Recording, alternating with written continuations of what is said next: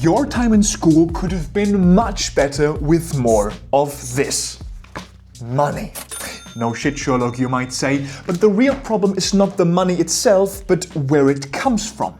In this video, it's all about the US high schools, which are trapped in a cycle of little money, resulting most likely in bad education, and how to break the cycle. Because there is hope for your children to have a better education than the one you had. Let's walk along, kids, and dream the American dream.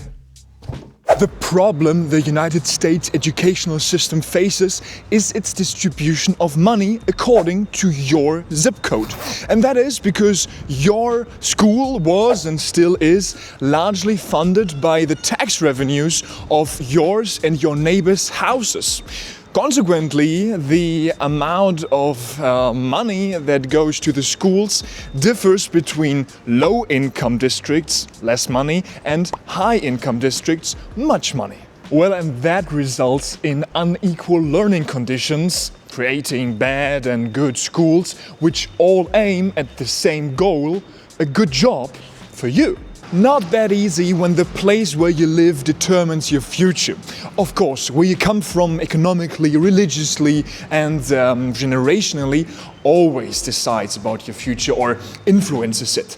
Now we're gonna focus on the locally. Why can a district in California spend easily more money on education than a district in Utah? Well, you might have guessed it, it's the wealth, stupid.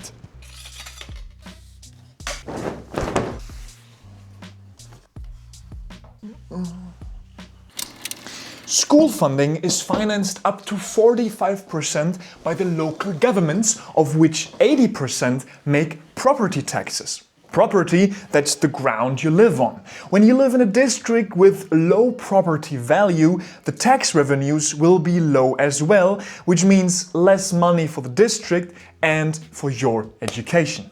Still, another 45% of educational funding comes from the state. This money is primarily used to diminish the inequalities which exist because of the local tax revenues. Bummer that this so-called state aid falls short in economically difficult times. Why not distributing equally from the beginning on?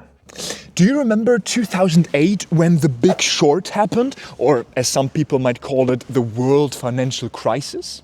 There is a little bump in the US GDP at that time around 2008-2009. As you can see, it even dropped down in the aftermath of the crisis. As a result, the national spending on public schools stagnated for some following years. Now you see economic disparities are shaping the education, respectively the future.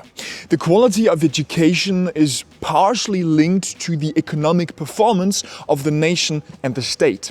How good your school is or was loosely correlates with the spending per pupil. The state of New York spends the most money on their K-12 students, $33,000 per pupil per year, and so ranks top tier nationwide. Arizona, on the other hand, with less than 1/3 of New York's budget, ranks at the bottom of that same list. The point is, as mentioned before, education is heavily influenced by money. School buildings, appropriate teacher salaries, meals, blackboards, books and beamers, they need to be paid for.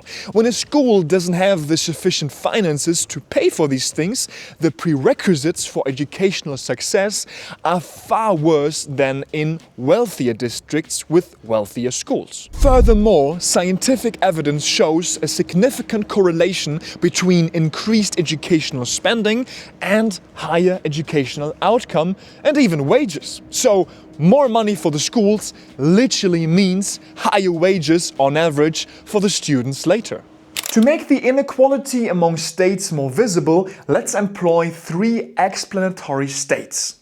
We'll have a look at the median 4-person household income by state. Just the friendly couple with their 2 kids from next door. Louisiana serves as our low-income state, Florida as our middle income, and California as our high income. Especially because the incomes are differing so widely, the tax revenues in wealthier states are naturally higher than in other states. Now, even though Louisiana spends a greater share of their property tax revenues on educational purposes above national average, more than California and Florida, the actual taxes paid, like the real money, is bigger in California and Florida. That means that Florida and California could, and I want to stress could, have a greater educational budget. But they don't. We'll come to that later. Now get this. In Marin County, California, the people pay 10 grand on property tax, whereas in Allen Parish, Louisiana, it's 200 bucks. By default, rich states have bigger financial resources for education. Not only do they have more tax revenues, economically weaker states cut themselves off of higher property tax revenues. In order to attract the industry, Louisiana employed the ITAP, the Industrial Tax Exemption Program. Now companies in Louisiana can apply for a tax exemption of 80% for up to 10 years. This already spared them from 28.1% of their usual property taxes, which is relative to 1.5 billion US dollars. 1.5 billion US dollars. If you would spend 1 million US dollars a day, it would take you more than 4 years to spend 1.5 billion dollars in total. It's a lot. Even a portion of it, which could be spent on educational purposes, is not spent on educational purposes. Now you could argue the other way and ask how big would the surplus be of having more industrial companies in your state and thus more revenues from other sources. How much of these would actually flow into the educational budget would be another video. In the first place, US education is lacking much potential money. And in the second place, it's not all about the money. Lower income state Louisiana actually spends a little more per pupil and ranks in the nationwide school ranking almost as high as middle income state Florida. That means that Louisiana must spend their revenues pretty efficiently in order to perform this good. What I want to say is it's not all about the money, but more about the system. Which brings me to the solutions. Here are my two proposals. First, looking abroad. Some other countries have some fairer educational policies than the US. The UK, for example. The British government allocates tax revenues on a national level in order for the schools to decide how much they want to spend on teachers, energy bills, learning materials, and so according to their pupils' needs. It's called the National Funding Formula, the NFF. A similar system can already be found in the United States with California's Local Control Funding Formula. Here, state grants are distributed among school districts according to the school characteristics, such as the share of English learners and low-income families. Second proposal, who provides education? It's not the state, not the district, nor the school, it's the teachers. Only that being a teacher is not the same as being a teacher wherever you are.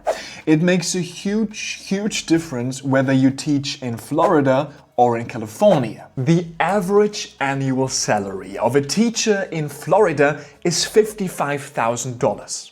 The same job gets paid more than $100,000 in California per year. Same job. You now have one guess.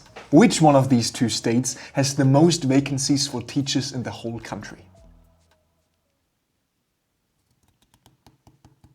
And it's not the famous beach. It's the beach with the crocodiles. Yeah. Now imagine, just imagine all US states had the same financial prerequisites and not the money, but the educational systems would compete against each other and prove which one's the best. Like, if you will, a battle royale of the school systems. This way, we'd still have this liberal component of competition and contribute to a race to the best school system. Wouldn't that be great?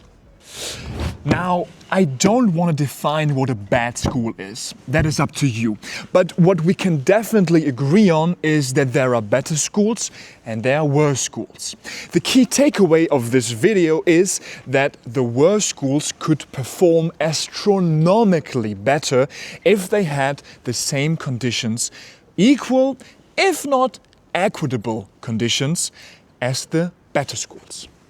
Please let me know about your proposals for a better US-made educational system. Which flaws in the system did I miss? What needs to be covered next? Until changes are made to the system, there will be loads more years, presidents and videos. And I'll see you in the next one. Till then, the Jan. Mwah.